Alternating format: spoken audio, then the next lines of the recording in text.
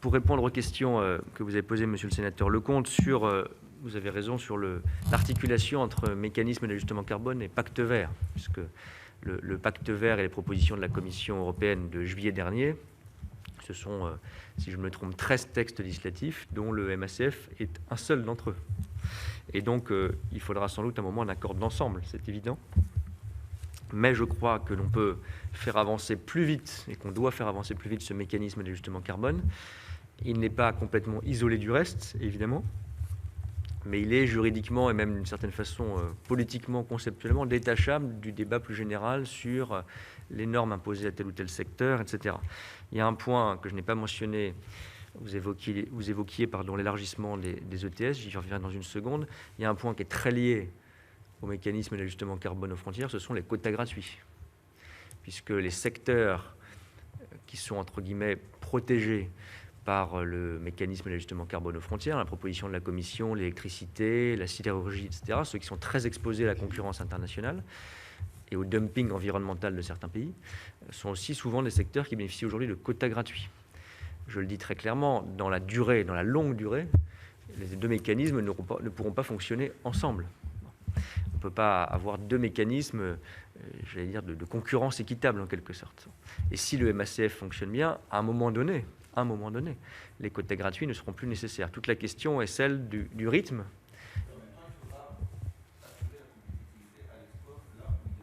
Exactement. Donc notre position, maintenant nous sommes en présidence, nous tiendrons compte des positions de tous, mais la position qu'a défendue la France, c'est que le rythme de sortie possible, programmé des quotas gratuits ne doit pas être trop rapide. On peut discuter du curseur, de la date. La proposition de la Commission, c'est 10 ans de maintien des quotas gratuits ou de sortie phasée, progressive, douce de ces quotas.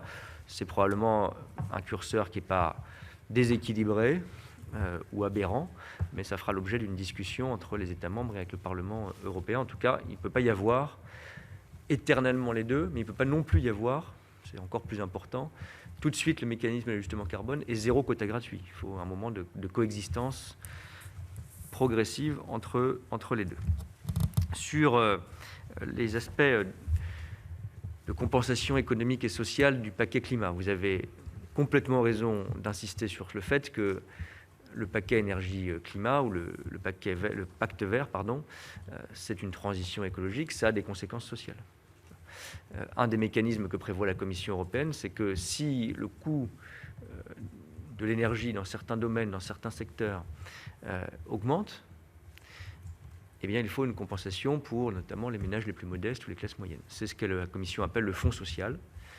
Nous avons, pour être tout à fait honnête, une inquiétude, une double inquiétude, c'est que ce fonds social soit trop compliqué. Donc un fonds social qui compense des coûts écologiques élevés pour les ménages, si ça apporte de l'argent ou de la compensation de manière illisible, partielle, tardive, 3 ou 4 ans après que votre énergie a augmenté, ça ne sert à rien. Et la deuxième inquiétude liée à cela, c'est l'extension des ETS, du prix du carbone, pour faire simple, que la Commission propose à certains secteurs. Nous sommes en présidence désormais, nous allons regarder l'équilibre du Conseil, mais nous avons fait part de notre très grande inquiétude ou vigilance en tout cas sur ce sujet, car les deux secteurs principalement concernés par l'extension, qui sont le logement, l'isolation des logements en particulier, et le transport routier, la voiture et le carburant, pour faire simple, sont évidemment extrêmement sensibles. Nous l'avons vécu dans notre pays, mais beaucoup de pays européens s'en inquiètent aujourd'hui, parce que si le mécanisme qui est choisi pour réduire les émissions dans ces secteurs, c'est uniquement l'augmentation pour les ménages, pour le consommateur final, notamment les plus modestes, massive et très rapide du coût, ça pose évidemment un problème d'acceptabilité, un problème social tout court. Donc il faut qu'il y ait un mécanisme de compensation et il faut qu'on regarde de près si on a besoin d'étendre l'ETS à ces secteurs ou pas, si le cas échéant on le fait et à quel rythme, etc.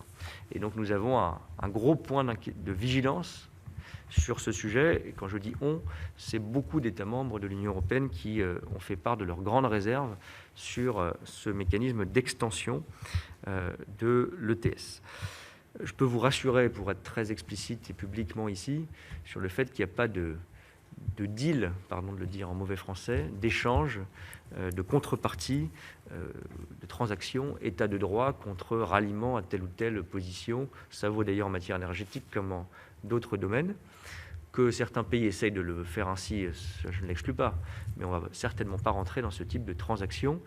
Je note d'ailleurs que sur le mécanisme d'ajustement carbone aux frontières en particulier, les pays qui sont parfois visés par des procédures état de droit, soyons clairs, Pologne et Hongrie en particulier, je pense notamment à la Pologne, ne sont pas hostiles à ce mécanisme. La Pologne n'est pas hostile à ce mécanisme. Donc je ne pense pas qu'elle utilisera, qu'elle chercherait, quand bien même la tentation pourrait se manifester, à faire cet échange de mauvais procédés entre état de droit et mécanisme d'ajustement carbone aux frontières. Ce sont des pays, en revanche, la Pologne et la Hongrie, mais comme beaucoup d'autres, totalement indépendamment de la question de l'état de droit, qui font part de leurs réserves sur l'extension de l'ETS. Mais ça, c'est vrai de beaucoup d'États membres, je le répète.